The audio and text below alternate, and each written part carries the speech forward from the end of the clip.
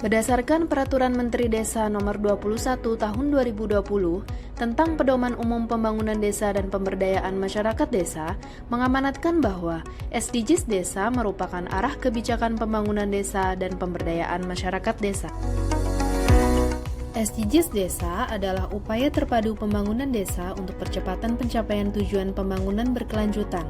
SDGs Desa terdiri dari 18, di mana Desa Peduli Kesehatan merupakan upaya pencapaian tujuan SDGs Desa yang ketiga, Desa Sehat dan Sejahtera, tujuan SDGs Desa yang keenam, yaitu Desa Layak Air Bersih dan Sanitasi, dan tujuan SDGs ke-11, yaitu Kawasan Permukiman Desa yang Aman dan Nyaman. Lalu, apa itu Desa Peduli Kesehatan? Desa Peduli Kesehatan merupakan upaya pemerintah dan masyarakat desa untuk menempatkan isu kesehatan sebagai salah satu arah dan prioritas utama dalam pembangunan desanya. Adapun tujuan SDGs Desa, indikator, serta contoh kegiatan yang berkaitan langsung dengan Desa Peduli Kesehatan adalah sebagai berikut. Tujuan SDGs Desa yang ketiga yaitu Desa Sehat dan Sejahtera. Indikatornya, BPJS Kesehatan mencapai 100% penduduk. Contoh kegiatannya, pendataan status kepesertaan BPJS Kesehatan, penyuluhan manfaat BPJS, advokasi dan fasilitasi PBI bagi masyarakat miskin. Indikator kedua, unmet need pelayanan kesehatan mencapai 0%. Contoh kegiatannya, fasilitasi pelaksanaan program Indonesia Sehat oleh Puskesmas, penyediaan makanan tambahan sehat untuk peningkatan gizi bayi, balita, dan anak sekolah. Indikator ketiga, persentase persalinan di fasilitas pelayanan kesehatan dan menggunakan tenaga kesehatan terampil mencapai 100%. Indikator 4, angka kematian ibu per 100.000 kelahiran hidup mencapai 0%. Indikator kelima, angka kematian bayi per 1.000 kelahiran hidup mencapai 0%.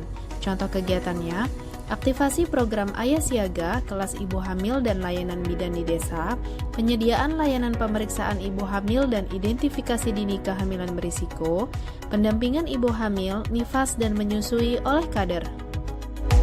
Indikator keenam, imunisasi dasar lengkap pada bayi mencapai 100%.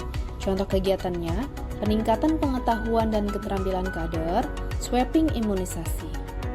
Indikator ketujuh, prevalensi HIV, TBC, tekanan darah tinggi, obesitas, narkoba mencapai 0%. Indikator ke-8, jumlah rumah tangga yang menjalankan eliminasi malaria, kusta, filariasis atau kaki gajah mencapai 100%. Contoh kegiatannya, kampanye dan promosi hidup sehat, membangun program warga peduli AIDS, pos TBC desa dan edukasi serta konseling oleh kader. Indikator ke-9, persentase perokok di bawah usia 18 tahun mencapai 0%. Contoh kegiatannya, menjadikan sekolah, rumah ibadah, dan fasilitas umum lainnya sebagai kawasan tanpa rokok, kampanye dan promosi hidup sehat. Indikator ke-10, posyandu yang menangani kesehatan jiwa pada 100% rumah tangga. Contoh kegiatannya, peningkatan pengetahuan dan keterampilan kader. Indikator ke-11, korban penyalahgunaan nafsa 100% ditangani panti rehabilitasi sosial. Contoh kegiatannya, membangun program desa bersih narkoba, kampanye dan edukasi anti narkoba. Indikator ke-12, korban mati dan luka berat akibat kecelakaan lalu lintas mencapai 0%.